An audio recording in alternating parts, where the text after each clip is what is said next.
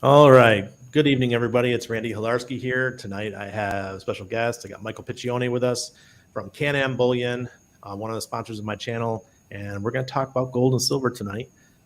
Michael and I go way back, I think probably 2016, maybe even late 2015.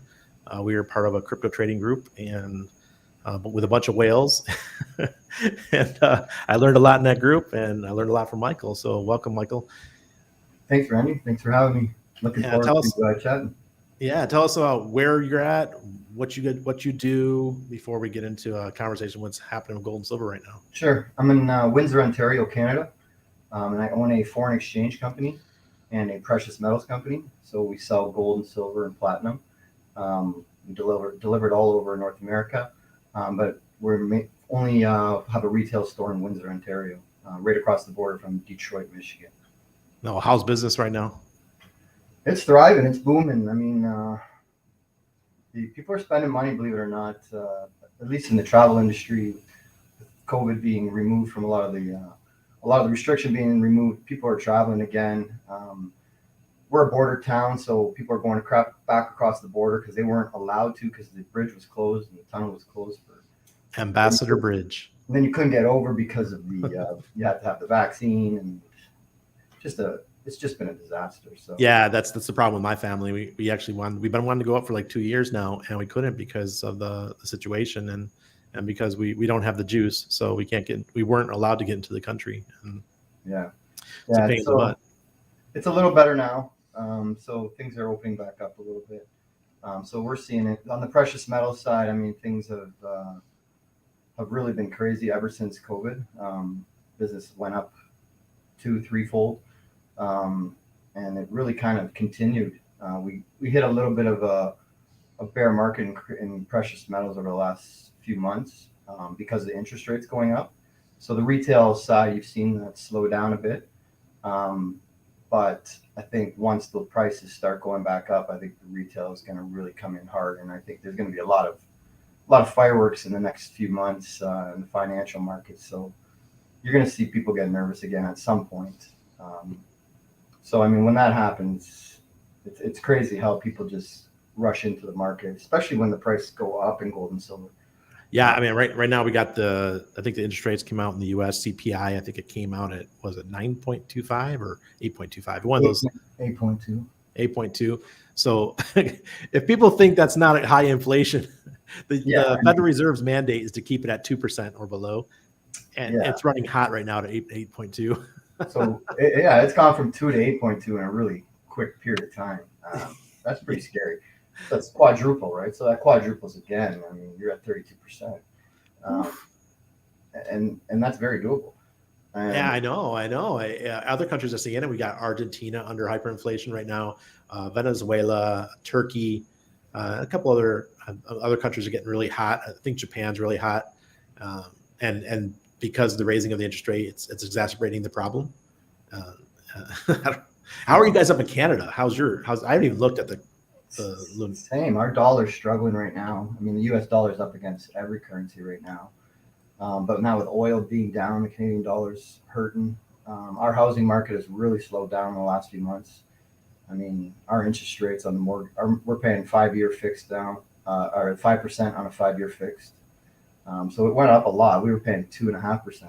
And who gets a 5-year fix though? I mean, that's all we can get. We can't get 30-year mortgages over here. What? Yeah, so they really. So what do people just to keep refining, hoping the interest rate goes down?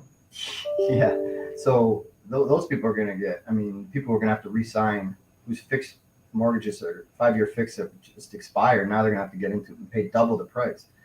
So I mean, it's they're going to feel the pain. You see what's happening in the UK on January 1st.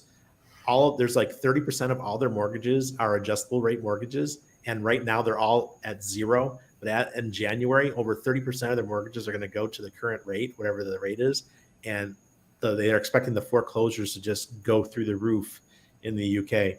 And just like I lived through I was in Tampa during the collapse in the US, and I saw everyone around me. And I was a psych nurse working at the local hospital. So many people were suicidal because they lost their houses and stuff. And I imagine that's going to start happening all over the place, not just UK, but also in Canada. Yeah, it's going to get really bad. I mean, and the Bank of Canada has no plans to stop raising the interest rates. So I mean, and they're so far away from the inflation rate. So like, we couldn't be in a worse spot. I mean, we got to get to 9-10% interest rates to stop that inflation, and we're only at 3.5 to 4.5%. That's not nearly enough. We got to move it up to 7-8% if you really want to stop it. So these rate hikes are really not going to do anything other than hurt the economy, the local economy, hurt the housing market, hurt the stock market, hurt everything. So I mean, to be honest with you, I think the central banks are going to reverse quicker than most people think. Absolutely, that's what I'm thinking too. And they always have in the past, right? I mean, it's the same game. They play the tough act, and they're playing it again. They strengthen their U.S. dollar, and then they come in and they debase, and they get into more money printing programs. They lower the rates. They're going to stop the interest rate hikes at some point. I would say in the next 6 months, probably 3 months. Maybe by the end of the year. I mean, November could be the last rate hike. I mean, for a while. Yeah, they're going to go dovish. They can't keep going like this. Even the United Nations came out, was about 2 weeks ago now. They're saying, look, you guys got to slow down. Yeah. You're causing the world to go into mayhem. It's hurting the poor more than it's hurting the rich. Exactly. And it's exacerbating the problem. It's just getting worse and worse and worse. Here in Panama, I was at, you know that store Lush that sells the handmade soaps? They're out of the UK. Yeah, they make really nice soaps. And that's the shampoo I use because it's just made with lemon juice and glycerin or whatever. And usually when I used to buy it, before I buy it in like 6 of them, so it lasts me like a year and a half. I bought some tonight. They were $13 each.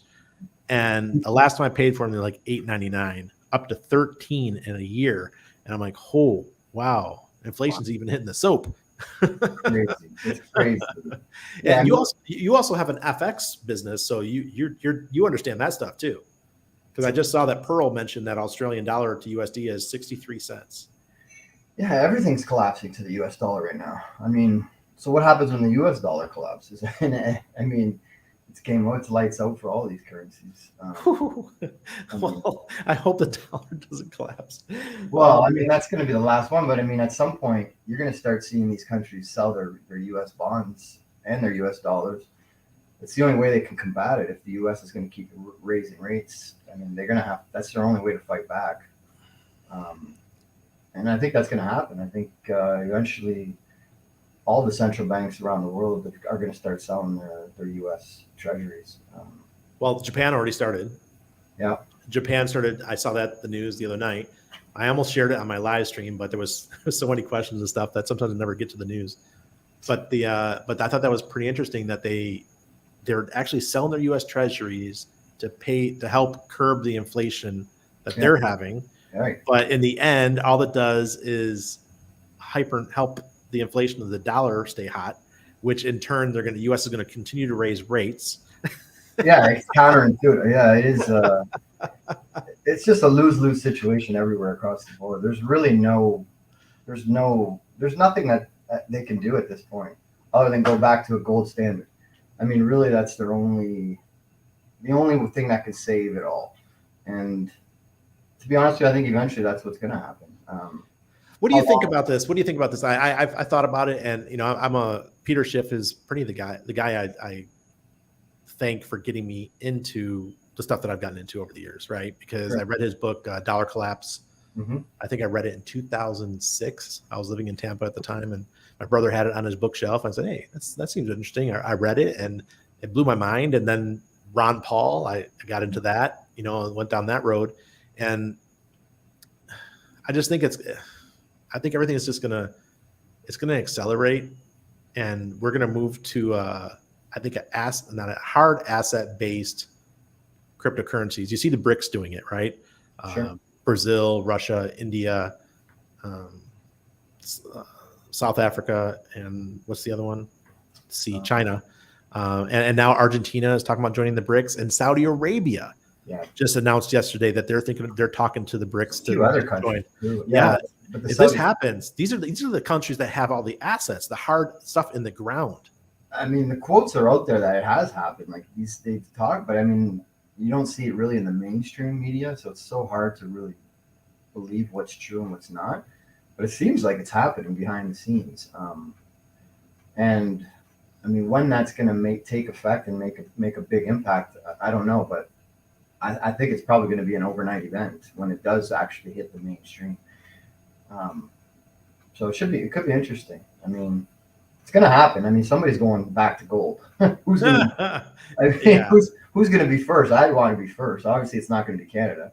We'll be last. We have no gold. We sold all of our gold reserves a while ago. a while ago. So, I mean, I'm sure the U.S. doesn't have as much as they say, but at least they're acting like they own it. There we go. I put our names up there. Okay, cool. Yeah, the U.S. I've heard rumors that Fort Knox is protecting nothing. Yeah, exactly. It's just a big empty building. I mean, it wouldn't surprise me at all. And then I know there's gold in New York, right, at the Federal Reserve of New York, and we know it's in London because we've seen the Queen when the Queen was still alive. I mean, this is going back like 15 years. You got those famous photos of her walking through the aisles of gold bars somewhere in London. I thought that was interesting. So there is stuff out there, but I've heard rumors that a lot of the West has sold all their gold in the last 20 or 30 years. Yeah, I mean, it wouldn't surprise me. Or they're buying it and hiding it and not telling anybody about it, which is probably I think they sold it all to Russia and China. well, exactly. I mean, and then the gold souks in Dubai and Abu Dhabi and Saudi I Arabia. can just imagine how much big money is going to be coming into the precious metals market. Like, think about it. Once they actually realize, there's a lot of people, you could be wealthy and not understand how the world works or how money works and how the dollar is going to collapse. It's amazing how many multimillionaires or even billionaires have no concept of the potential of hyperinflation or how the history of money or fiat currencies or debt-based economies. So, I mean, I think it's going to be, once they actually open their eyes to the reality of a collapsing dollar, and this is just the beginning. People are finally waking up a little bit, but when it's going to get worse and worse and worse. Like, these countries aren't going to just let their whole country die or their dollar just completely die. They're going to have to move into hard assets, Bitcoin included. I mean, I'm surprised we haven't seen more central banks move into Bitcoin at this point. I mean, obviously, El Salvador. They're starting, but again, they don't. It's that political game, right? They can't make it seem like they don't want the retail to get into crypto. I mean, if central banks start buying it, everybody's going to know that's what you should be buying. Yeah, even here we had everyone was so excited because there was a law passed that was passed by would be equal to the House of Representatives here in Panama. Sure. And or Parliament, whatever you guys call it. And it went through. It was going to make Bitcoin almost legal tender, like one step away from being legal tender, where you could buy houses with it and things like that. But then when I went to the president's desk, he says, I want this rewritten. And everyone's like, why? What's wrong with the way it's written right now? It's already passed, just sign it. And everyone here knows that the bankers got to him. Mm-hmm. Exactly. It slowed everything down. So like that's bankers right there. That's one of the national banks. I'm sure they got to him. So true. See, same with Reggie Milton and the Jamaica Stock Exchange. In the end, they always bail at the last minute. Somehow, they don't support. They're like, hey, yeah, we love you, get our names out there, get our country out there, and then all of a sudden, then they rug pull on us. Like, we were just teasing. We just wanted to see what the temperature was, see if you guys are really interested in something like this. Exactly. But that was right after the peak of the bull. So this legislation probably came out in March or so when it was approved. And I know when I was on the trip when we were in Europe, when it came out that Nito was the president of Panama said, oh no, here, you guys need to work on this. And someone says, bad OPSEC, Randy. Randy's a horrible OPSEC, and I've always been horrible. Everyone knows who I am, where I am. I got people walking up to me at the mall. Hey, Randy, how are you doing? Who are you? I watch your YouTube. Oh, cool. No, oh, I know which building you live in. Great. That's awesome. Because I'm always doing my videos on the rooftop and stuff. Oh, so really? You can tell where I live. Yeah. But that's another reason why I like to live in towers, because in towers we have really good security. Like our trucks in a parking garage, and those kind of things. It's just when we're on the street, that's the only time it's risk, in my opinion. But, Yeah. what can you do, man? You can only be so safe. There's some people that have no problem having their face everywhere, and I'm one of them. I can't. I don't know. This is such a small country. Everyone knows who I am. I've been here for 12 years. I got a big mouth. I've always been that long, eh? Yeah, 12 years. Wow. I can't believe it. And there's so speaking of Canadians, we just had a Canadian family from Saskatchewan that we befriended, and they have to go back next week to Canada because the lawyers here screwed them over. They promised them. People think that coming to Panama is so easy, moving here and getting your residency and stuff, but you really have to vet your lawyers. One of my friends, Richard Hart, the founder of Hex, he got screwed here too because he got a bad lawyer. And this happened to these Canadian people. And they were told that they get the Friendly Nations visa for Canadians, which was bullshit because Panama stopped offering the Friendly Nations visa right before the pandemic. So I'm like, they told me that, and I'm like, have you paid this guy already? There's no such thing as a Friendly Nations visa anymore. Oh yeah, he said we could still get it. There's extensions. I'm like, no, I don't think so. And now, come to find out, nothing was started. No paperwork was started, and they have 3 months, and their 3 months is next week, so they got to go back to Canada. They moved down here. They sold their business in Saskatchewan. Wow. They're just totally screwed now. There's 5 of them, family of 5. Wow. I felt really bad. But guys, if you guys are thinking about expatriating, find somebody local before you go that's already living there, so they can kind of help you along. Like my lawyer, she's a box of rocks, man, but she gets shit done. So I'll give her credit there. She takes a long time to do stuff, but she always gets it done. And I'd rather have someone that takes time and gets it right than just deals with money anytime. Oh yeah, that's scary. Yeah. Oh no, guys, I'm not early. I'm still doing my regularly scheduled 10 p.m. 10 p.m. Eastern. Looking forward to more Hex. Yeah, because I do my show every night at 10 p.m. and that's been growing by leaps and bounds. I'm having so much fun with it. People just love the conversation. I talk about cryptos. I talk about gold and silver. I talk about real estate. I talk about interest rates. Talk about the Fed. I was watching your Shemitah episode. My Shemitah series. That was great. Yeah. Hey, if people listened, because I started that series, I started talking about Shemitah in August, saying that while I was on our trip, I said, when I get home, I'm putting everything liquid to USDC. And I did, and I doubled up. Because the prices kept dipping. You saw that dip a couple weeks ago with crypto. It got really bad. But stocks did much worse than crypto in this last couple of weeks. Everything's getting crushed right now. Yeah, absolutely. If anybody out there's got a question about gold and silver or FX, let us know and I'll put the comment up. What does all that have to do with Montreal Canadiens? Will they ever win a cup again? No, I don't think so. They're too soft. Yeah, they look far away right now. I'm a Sabres fan. That's only because I grew up in the neighborhood, right? Yeah. Yeah, I used to love watching hockey back in the day, and the Rochester Amherst.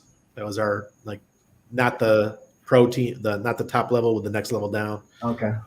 Yeah, they were the AAA of hockey. I don't know what it's called in hockey though. International League. Does that sound right? Yeah, there's an IHL, UHL. Yeah. There's so many pro hockey leagues now. Oh, it's really grown. Yeah, I went to a match one night or a game, and there must have been 7 fights in a 15-minute period. Oh, it was. yeah. I was like, I love this shit. They were beating the crap out of each other, but it's not normally like that. No, it's not. That is the most fun thing about hockey. Yeah. Pearl says, what's the story, your opinions of why silver is a doorstop? My brother calls them bookends. Bookends? Or expensive paperweights. But, it really comes down, in my opinion, it comes down to the rising interest rates. That Gold and silver do well when interest rates are coming down. So we really got to wait for that reversal to happen. And I think we're months away from that happening. And I think that's when we'll bottom out in precious metals. So we probably going to have some more pain here in both gold and silver. I mean, they can make it go as low as they want. Again, oil went to -40. They can make silver go to $-. It's not like you're going to be able to go to a coin shop and buy it for $1, but I mean, they can make the price go down as much as they want, and they probably will before they let it run free, or at least free for a bit. They can't keep the prices this low forever. I mean, just to give you an example, I'm a registered dealer with the Royal Canadian Mint, and we have to wait 2 to 4 months for physical silver right now. Ooh, so wow. when I give inventory to a customer, I have to wait 2 to 4 months to replenish that. So I don't have much incentive to sell my inventory at this point, nor does any other coin dealer. So everybody's hoarding their inventory or really raising their premiums. So I don't see the premiums slowing down at all. I think they're just going to keep going higher and higher as long as the prices stay as suppressed as they are right now. That's nuts. It reminds me of circa 2009, 2010. Michael, which one is more valuable, gold or silver in the long run? I mean, both are valuable, but for me, because of the gold silver ratio being so out of whack, I'm not close to 90 to 1. I think that ratio should be closer to 10 to 16 to 1 based off of what's coming out of the ground and the demand and the industrial demand. So I think there's just way more industrial use cases for silver, and the big growth is in the electric cars and the solar panels. They require a lot of silver right now. It's close to 200 million ounces a year is being used in those two industries, and that's supposed to go to 400 or 500 million ounces. And they only mine 850 million ounces a year. So, I mean, the silver doesn't exist, and we're already not able to get it. So to me, it's just a matter of time before the physical silver runs out. And even myself as a dealer, I just won't be able to order any. So there's going to come a point where you either have silver or you don't. So, I mean, I recommend people, you can't be too patient in the silver game because it's got to be in your hands before. It's better to be a year late, even 2 years early, than it is 1 day late in this market. So prices are good right now. You don't need to wait until the market goes down another 10, 15, 20%. Absolutely right. I tell everyone who watches my normal shows, and I see a few of them in here, they already know the ratio thing. I tell them all the time, I mean, 90 to 1 is so far out of whack. Mm-hmm. And I remember Peter Schiff's book, Dollar Collapse. I'm pretty sure he was mentioning 60 to 1 being way out of whack. And now we're at 90 to 1. What in the hell is happening? And what kind of supply shock is going to cause that to go back? And I think, personally, it's going to be the BRICS that cause it. The BRICS are going to say, look, guys, we got all this silver. We're the ones creating the batteries, or whoever's building the batteries for these electric cars. And sorry, we're going to sell it to our companies. We're not going to give you any. And it's the same thing with the rare earths. That's a very good point. Yeah. You know, why would they sell it to the U.S. and Canada for manufacturing, or the West? Or just keep it for themselves so they make profit. That's a very good point. I never honestly thought about that. I think they're tired of the bullshit. I think they're tired of making the least amount of profit on stuff.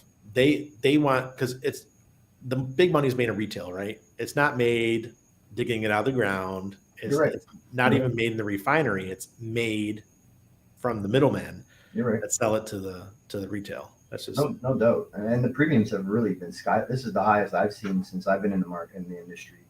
For about 6 years now. And I don't see any end in sight. I mean, it's just difficult to source silver right now. I mean, the Eagles are almost impossible to get right now. The U.S. Mint's just not making enough to supply the demand, and that's against the law. I mean, it's crazy that they're able to get away with this. And I think next will be the Royal Canadian Mint silver coins. I think those are going to run out next, and you're going to see the premiums on those skyrocket. I mean, we're selling the Eagles for 46 compared to the Maples at around 35. Like, why is the Eagles $11 more? I mean, it's just the premiums are just getting crazy, and I don't think that's going to stop. It's just supply and demand. People don't understand how that works, and yeah, they get the paper markets. They can paper short it, long it, all they want. But if the real numbers aren't out there, you know, if the real gold and silver is not out there to purchase, it's going to the spread's going to get more and more and more. Yeah, and they keep leveraging it more and more. Like 200 to 300 to 1 silver. I mean, there's so many numbers out there, but that's the range that I've been hearing as far as the COMEX goes. And they're the COMEX is sitting on record lows inventory, like 40 million ounces. registered silver right now. So that's not much. No. Once they deliver that, I mean, where are you going to be getting your silver from? Because I can't get it.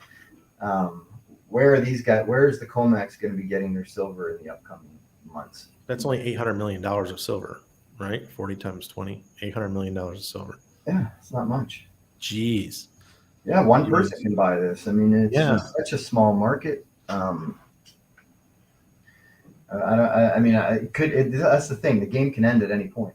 Well, then you got the time. Like, I know a lot of people that own a lot of silver and gold. They have a lot of physical, whether they have it in their safes, like the safe that you have there, or in their walls or wherever they may put it. But at a certain point, when people get either desperate enough or they want to take profits, then a lot of it's going to flood back into the market. No question. But that depends. It depends what's going on in the world. I mean, if the dollar is just completely collapsing, nobody's going to want to get back into the dollar. If no, you're right. Completely collapsing, nobody's going to want to get back into stocks. So, I mean, where are people going to want to put their money, really? Because if they're not going to want to put it back in the system if the financial system's collapsing, right? I mean, so it's hard to say. But you're right. People will cash in. I mean, I'm not stupid. People like to make money. Let's see what happens with Argentina and those places. We saw what they went to the dollar, right? That's their savior was the dollar, and you see Argentina transacting in the dollar. Same thing with Venezuela. What happens? My security company's calling me. All right. So what I'm going to say is that if Venezuela and the U.S. dollar are working well, and Argentina and the U.S. dollar are working well, what happens when the U.S. dollar takes a shit? Right. So what's their next option? And I think it's going to be gold and silver. Personally. Sorry about that. No problem. Paul says opinions on goldbacks. Do you know what goldbacks are as a functional form of transactional currency? Any future in them? Have you seen those yet? No, I haven't. Goldbacks. Someone was mentioning it last night, and goldbacks are being used locally, and like you go into a small town and they have their own currency in the small town called goldbacks, and people are using them all over the country in the U.S. It goes against. I don't know if they're even legal, but it's kind of like crypto, but it's competing with the U.S. dollar. So I remember when that gentleman made the. Do you remember the Liberties, the Liberty dollars? Yep.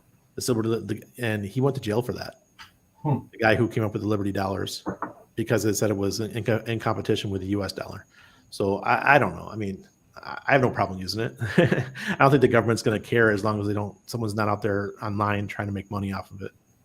Yeah, when things are such small market caps, they're not really too concerned. Yeah, they don't care, right? They care more about us and our crypto stuff. Exactly. Okay. Do premiums rise proportionally to the spot price, or are they separate indicators? That's from Craig. Completely separate. You could see the price go down and the premiums go up substantially. And to be honest with you, that's what we've seen in the last few months. The shortages are getting worse as the prices come down. I mean, they did get a little better, but honestly, in the last 2 weeks, I'm not sure who's buying, but my wait times went from 2 weeks to 4 weeks in just a 2 week, or 2 weeks to 2 months to 4 months in just a 2 week period. So that's crazy. I mean, so that made me nervous. So now we've limited what we're going to be allowing our retail customers to leave the store with. Because I mean, next week it could be an 8-month wait period. I don't know. Do you mind telling us what you're limiting people to? This gives us an idea of what other stores are doing too. Well, it really depends on the individual, right? I mean, there's some customers I have really good relationship with that are regular buyers. There's people just come off the street and just want a certain amount. I can only do. It depends on the individual for sure, but I mean, 50 to 100 ounces of silver is what I'm trying to limit it to right now, which is really not much. No. Like I used to just, here's a monster box, but right now that's because I know I could get it back in a week or two. But now, 2 months, 3 months, 4 months, I'm not too. What's a Canadian monster box? Is it 400? 500 ounces. 500 ounces. Okay. Yeah. Wow. When it comes down to it, isn't it silver? Yeah. Oh, I don't know what that means, Pearl. Yeah, for sure. I mean, in the end, silver. I mean, but you do see different coins go up significantly. Like junk silver went up, the premiums on that went up crazy. U.S. Eagles, the premiums went up crazy. So you're not just making money on the silver going up. You can make money on the actual coin going up as well. Oh, absolutely. And my family, we were always Chinese panda buyers. I always loved the artwork that they do each year. And I was telling everyone that we have a whole bunch of 2008s, and it was like the lowest mid tier for Chinese pandas. And I haven't checked the price in a long time, but last time I checked, they were like $66 each. That's selling them back to APMEX. Wow. Because that's where we bought them from, right? We're selling them back to APMEX was like 66. And I was like, that's pretty damn good value. But the price has come down quite a bit lately as far as silver. Sure. This Paul says premium based on fear, like the C-19 rush on goods. Yeah. Like the toilet paper. Exactly. That was nuts. Unbelievable. People I don't get it. Your buddy Above Waters would like that one. So in Gematria, Water Above. Yeah. I don't know if you know that Waters Above. I don't know if you know that toilet paper and oh man, what is the term they use? Not conspiracy theory. Mind control. So toilet paper and mind control have the same gematria in all four ciphers, all four main ciphers. What? Yeah. So that was just them just poking fun at you, just showing how much they're controlling your mind. What? Yep. Well, yeah. It never hit Panama. I just saw it on social media, and my wife and I were just cracking up. Like, this is nuts. We were paying so much. We were paying more for toilet paper than our groceries. It was wild. That is crazy. Oh man. Okay. Daniel says, as a new guide to gold and silver, do you recommend a guy just order some silver in my IRA and hold it now in my own house? Yeah, I think it's really important if you don't own gold and silver currently to have it in your own possession, at least a big chunk of it. Just trusting a third party right now in today's world, I think it's too much risk for me to handle. I don't feel comfortable. It really depends on your risk appetite, but I just think there's going to come a time where if it's not in your possession, the likelihood of you losing is going to be very high. I mean, if the governments come out and want to seize gold again, they're going to go right to the vaults, and you're not getting that gold or silver back. So, I mean, in the end, I always tell my clients to keep it in your possession, keep it in somebody's house that you know, somebody somewhere, hide it in many different areas. Don't put it all in one spot. But trusting a third party to me is just too much risk. Yeah, absolutely. I got a funny story I'm going to tell real quick. So I used to work in a gold and silver company here in Panama. That was my when I came to Panama, it was a commission only position, and I was selling gold and silver. It was a call center, right? So they were just calling people all day long, and I never once made a phone call. Michael knows me well. I'm pretty good on social media, and I had all these contacts. I used to be in a gold and silver group that had guys like Jeff Berwick in there, and a couple people from Kitco. It was some real bigwigs, right? And we were all constantly chit-chatting about silver and gold, and there was probably about 2,000 people in there. And when I told people, like, look, you guys want silver and gold physical, let me know. And I was doing deals left and right, just never talked to anybody on the phone. And one day, one of the other guys in the office, he was talking to an older gentleman, and the guy was telling him that he has tons of gold, not tons like literal tons, but a whole bunch of it in his walls. And here, my coworker, he's got the guy's address, he's got the guy's phone number, talk about OPSEC. And you're telling this guy that you got all this gold and silver in your walls of your house. And I was like, are people so trusting? It is amazing. Yeah. That's another thing I tell my clients. Don't tell anybody you bought gold and silver.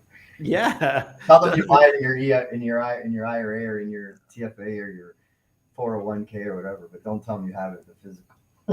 Yeah. One thing about Panama, there's no such thing as having, gold and silver in your walls, because this shit's concrete.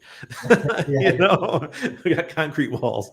Oh man. As it should be. I like Amish kids' comment. The real asset to accumulate is Amish furniture. Yeah.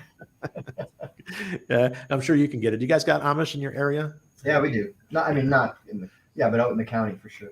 Yeah, we do. I'm from Western New York. My mom grew up around the Amish. So it's like, I got lots of that in my blood. If world is going to hell in a handbag, then food is and will be more valuable than all hard assets. Yeah, Daniel, right. Make sure you grow your own food, or at least be ready to do it. Yeah, I think I have 6 months of supply for my family of freeze dried food, right? So that just keep it in your house for 30 years and you don't have to worry about it. And then I just ordered a freezer full of meats. So I mean, you got to be prepared. I mean, it could just in one evening, one day, the whole world could go upside down, and there you are. You're living in that apocalyptic moment. And Absolutely. I mean, my mom is pushing 70, and the other day she's, I told you she grew up with the Amish, so she's out there canning beef, cooking it, immediately canning it and sealing it up so it's good for 2 years or something. And her pantry is just full. And my brother came over recently and he made a comment to my mom, like, "Oh my God, you got a lot of food." and she got a huge garden that, every year, because she's in the same climate as you, being up in Rochester. So they, every summer growing tons and tons of food that she just cans. Mhm. It's just the way to go. That's the ultimate anarchy, is being able to have your own food supply. For sure. Yeah, my family's been canning. Italians, we've been canning forever. Tomato sauce. That's Yeah. in our blood. Yeah. That Piccioni name kind of gives you away. Hypothetically speaking, how much would a kilogram of silver cost retail to buy? I don't even know.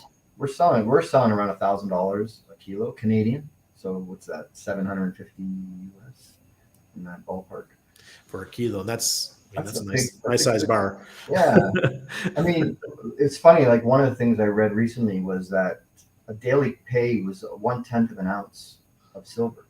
I think if you were The Roman soldiers. for what soldiers, right? 1/10 of an ounce. I mean, so 1/10 of an ounce today would be $2. Can you live off $2 a day right now? So I mean, there's obviously something way out of whack there. But if we got back to the 10-to-1, then it would be $20 a day. Right? Yeah, exactly. Or well, Even then, but even $20 a day. I mean, the point is, the silver price is so ridiculously low. you could live off $20 a day here in Panama easily. Not where you live, but here you could. It just depends on where you live, I think. Sure. We were just talking about this today because Anna's family, they just got a notice saying that their land, the building that they live in, is going to be torn down, and they have 4 months to find a new place. And I know that it's going to come out of my pocket because they can't afford to pay rent here in the city, minimum rent for a decent place, not where I live, but on the outskirts area. It's going to be $500 to $600 a month. And when you're just making an $800 salary and one of them's not even working right now, the brothers, I mean, that means Randy's going to have to pony up. Mm-hmm. I know we're going to have to find a way to help them out. It's just, you got that Hex money. Yeah, we got Hex money. Thank God. Thank God for crypto, and thank God for making good decisions. Thank God to getting gold and silver, because remember, I got in at about 2006, rode all the way up. I sold most of mine. You're good at taking profits, Randy. I'm a master at taking profits. Yeah, you need to hang around me more often. Just sit I make my videos and I tell people. I had a show the other night about taking profits and when to do it. I use Aurochs. I don't know if you've even checked out Aurochs, but it's really good. It's TradingView's competitor. Oh, really? Do you remember Taraz? He was in our group. Yeah, for sure. Yeah. For those of you guys don't know, Michael's one of the guys that was in my group, because I always talk about our little group. Taraz was he's the founder of Aurochs, with another guy from Georgia, the country Georgia, Yorgi, and this platform has an indicator called the Aurochs indicator, and it is right about 70% of the time. It's meant to be used on the weekly or the monthly. Absolutely love it, and I talk about it all the time, and that's when I see that go red, it's time to sell. When I see it go green, it's time to buy. Period. It's so simple. And even though I don't own or buy Bitcoin, when it tells me to buy, I know it's time to start accumulating my other cryptos, my shitcoins, right?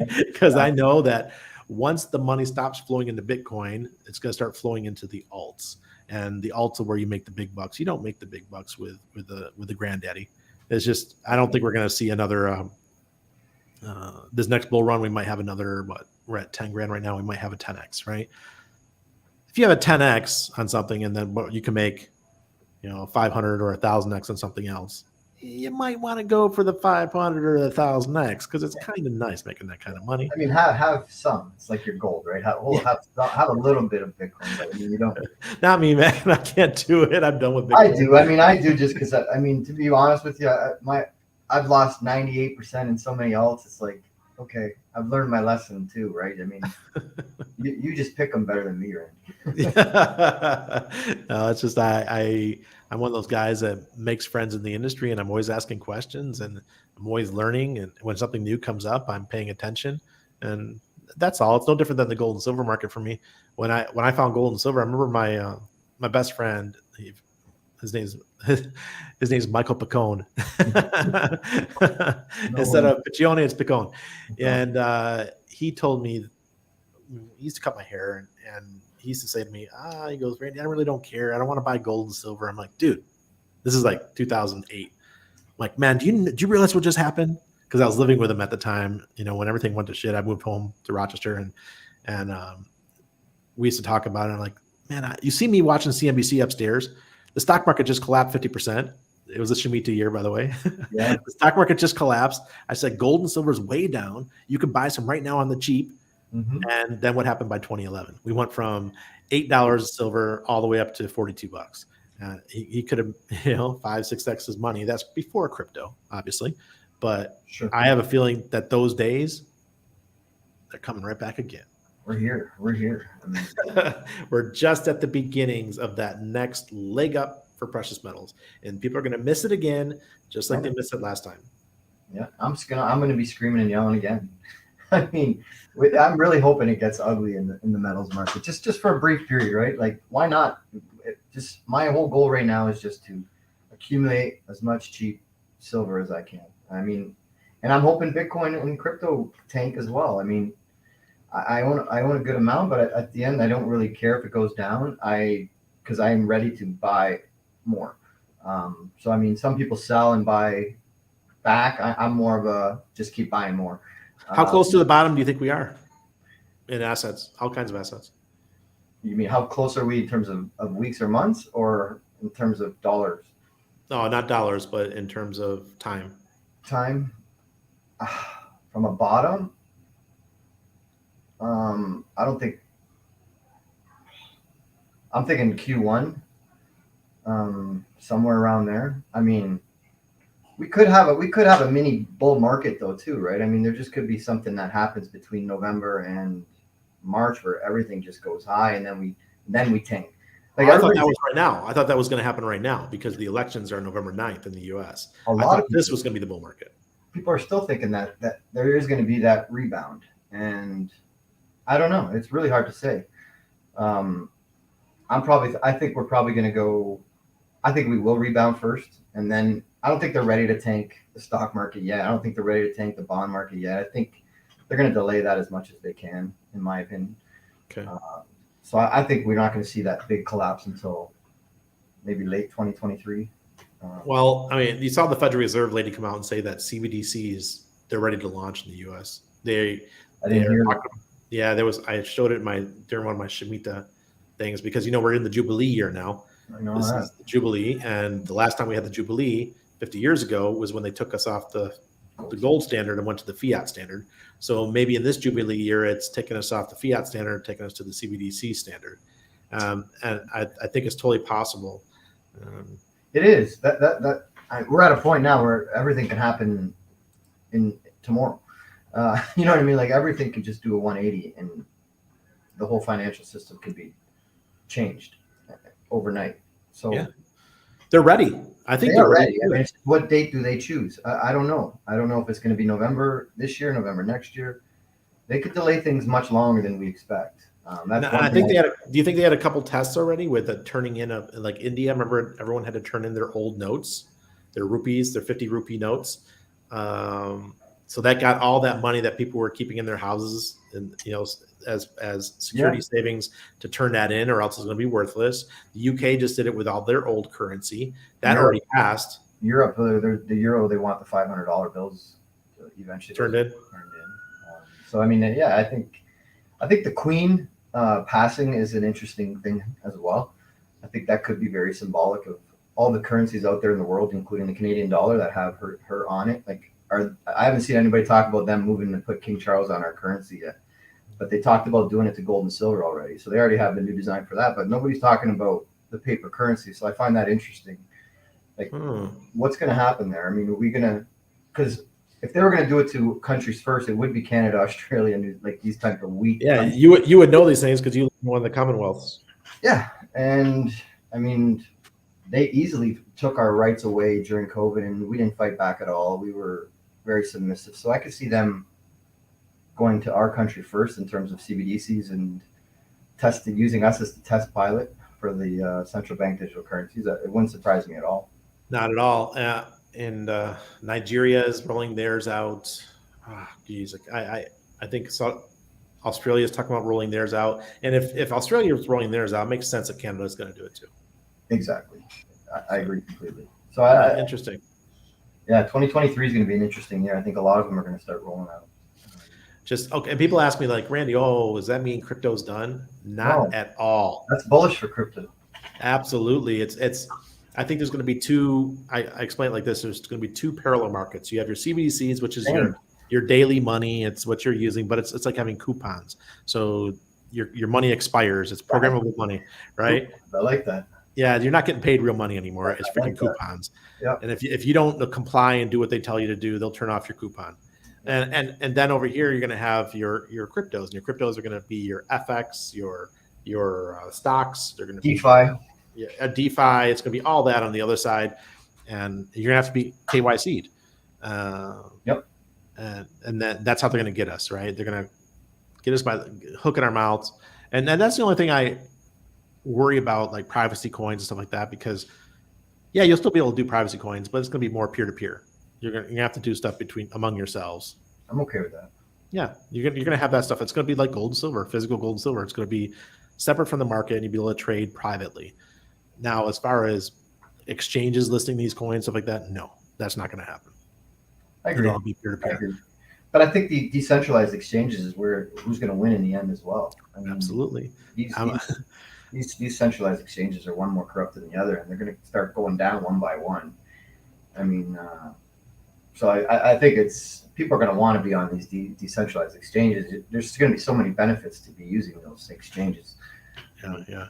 I am a big investor in one that's called PulseX for Pulse Chain. Yep. And I can't wait for Pulse Chain to launch just so I can see when is what that? PulseX is is going to do. This year? I thought it was supposed to be soon. 2 more weeks. We don't know. The decision has been made to copy the new ETH 2.0 so that they can get all of the updates. Every time ETH updates, Pulse Chain will be able to update instead of using Binance Smart Chain, which was a fork of Ethereum, but they chose to go the other route and use ETH 2.0, which I think is a great decision. And that way we won't have to worry about issues later on down the road. Because the ETH guys, there's a lot of money behind Ethereum. Oh yeah, they're not going away anytime soon. Yeah, it will be. And the nice thing about Pulse Chain will be way less centralized because there's like 3 main groups that are controlling Ethereum now with the proof of stake version. I think that Pulse Chain is going to be much more decentralized because we got people from all over the world that are involved, and it's good. It's going to be cool. This is funny. Daniel Bogle, he's got 2 cows. He's got to go feed. Their name's Jubilee. Thoughts on the new IRAC money note? Pearl, do you know what Pearl's talking about? I don't know that one. I'm assuming he's talking about the hope that the Iraqi dinar is going to be part of Nusayr Jassara. I'm not sure if that's what he's referring to, but there hasn't been any new currency that I know from Iraq. I know it's a hot topic. Like at the foreign exchange company that I own, a lot of people try to buy Iraqi dinar, and we can't source it. Bank of Canada won't sell it to us. We can't get it from anywhere. So it's really interesting. I remember that was a couple of years ago. That was hot. Everybody was. Yeah. It's still, it's still hot. Vietnamese dong right now. I mean, we get multiple people buying it every day in large amounts. It's like I'm like, what are you doing? They're not buying silver, and they're buying these currencies that are, in my opinion, worthless.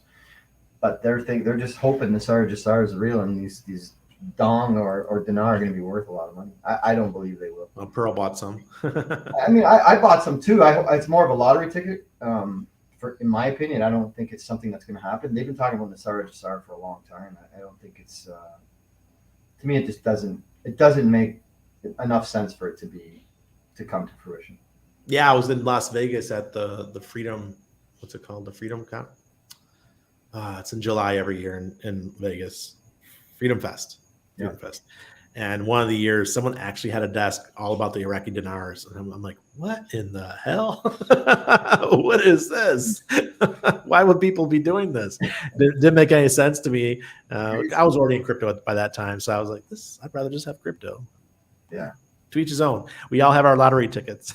Hey, I like playing the lottery. Why not? You just never know. And for me, it's like, did you see this new coin called Zen, XEN? It's clogged up all the networks, Ethereum, Polygon. I have a few friends that are mining it right now. Yeah, all you gotta do is claim new wallets, and you could use bots to do it, and it's just causing mayhem in the networks. And and I call that one my lottery ticket because I got in on day one, and good for you. Yeah, I did like 45 wallets. I heard the price stabilized. Is it still somewhat stable? It tanked. It's going to take for a long time. Yeah. This is a long-term play. I'm talking, it could be 5-6 years before this really turns into something. Sure. But it's no worry. I've got some of my hex staked out for 15 years. Look, I'm already financially set. We're already good. I consider myself retired pretty much. And I'm not too worried about money in the short term because I can still work, right? I can still do things and still bring in income. And when people are like, oh, it's not going to be worth anything for a couple of years, who cares? I got time. I did the same for Hex. I think I staked it for 7 years, and what's the difference? I mean, I'm going to be holding on to my crypto for another 7 years anyway. Why not? I always forget that you've got Hex too. Yeah. I always forget. Why not? I mean, it's funny. I used to watch the Richard Hart videos, and I started actually liking him, as arrogant as he is. I think it's just a shtick, obviously. It's just the fact that he called both tops in the last two Bitcoin bull markets is on the day, man. To me, it's interesting. I mean, you got to give him props. How can anybody discount that when people talk shit about him? Like, bro. Not to mention his coin is the best performing coin of all cryptos in history. Yeah. So I mean, it's hard to. And again, I don't know enough about Hex to promote it or not, but it's something.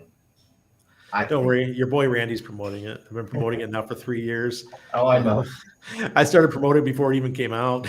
I was like, this is cool. Everyone's got to check into this. And then Andreas Antonopoulos called me a scammer, and I lost tons of followers on Twitter. And that all kinds of people were just, Randy, why are you getting involved in the scam? I'm like, what do you mean scam? Scam what? So instead of I take my coins, I stake them, and I get paid like yield over the course of 5, 10, 15 years. That just makes sense to me. So that's why I'm happy with it. I wish gold and silver would do the same thing, but it's just like a pet rock. Yeah. I know. I can't wait when it wakes up, though. It's going to be it's going to be fun, but it's also going to be a really weird time in the world.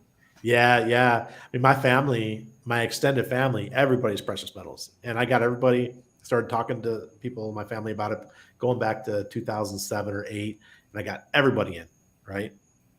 Sub $10 silver. Nice. And everyone did really well with it, but nobody took profits except for me. Profit taker. Yeah, I always do it. I was buying silver in 2011 at $40. Really? I had already sold all mine by the time I got that high. You know what? I didn't learn truly about precious metals until around that time. So when you the green light goes on and you're like, oh my God, you're like, perfect. I understand how the financial system works. Put all my money into silver, and then you're like, oh, this works in cycles and it's manipulated, and you got to learn that whole aspect of the game. It's like, man, I wish I didn't find out about silver until like now. I think that's why I'm so good at crypto. I'm so good at it because I come out of the gold and silver world.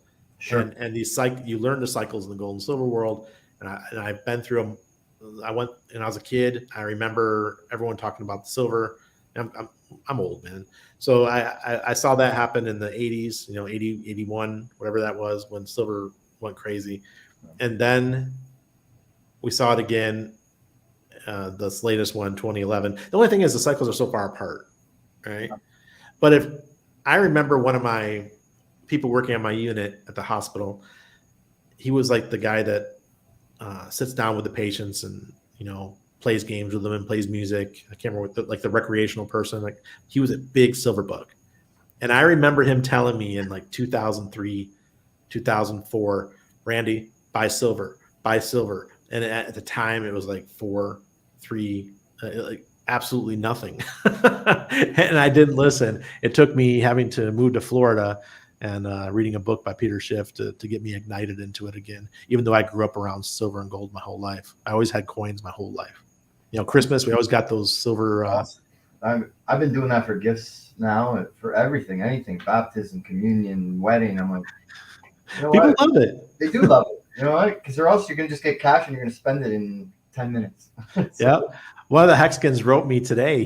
He sent me a specialty like hex silver coin, a silver 1 ounce. Oh, that's cool. Yeah, he sent me the mail thing today. I was like, yes. So Pearl's saying that the dinar was like $3 before the invasion. I don't know anything about that. Maybe that's why people are speculating. The Iraqi dinar, I don't think. Yeah, I honestly don't follow. Pepe's got his metal stored away. Smart man, Pepe. Evening, Randy and guests and everyone. Evening. Well, it's 8 p.m. my time almost, and 9 p.m. your time. I'm sure it's time for you to go home with the fam. Don't want to keep you here all night, but I'd like to get this going. Like it could be weekly, bi-weekly. We could have some guests on. I know there's a couple people that are already showing interest. I'm pretty sure I can get David Morgan to come on some night or someday. Yeah, because David's really cool and he loves to do this kind of stuff. Oh, yeah. I've been listening to him for so long. He's a yapper. He can go on for hours. I've never seen anyone that could talk for hours about precious metals, but David Morgan is the man that can do it. That's awesome. And when the first time I had a meeting he was in the meeting I think it was about 2 months ago, and I'm a fan for years. And we're sitting there talking, and I'm like, David, man, I'm a huge fan. I'm just sitting in a room talking business with David Morgan, and he's asking me questions about social media, and I'm like, David's asking me a question. This is so cool. It's surreal. That's awesome. So Trent Paul, my friend from California, says hi. Thanks, guys. Pearl. Okay, that's it, guys. Thank you so much. We'll see you next week. Thanks. Take it easy, buddy. All right, you too. Ciao. Bye.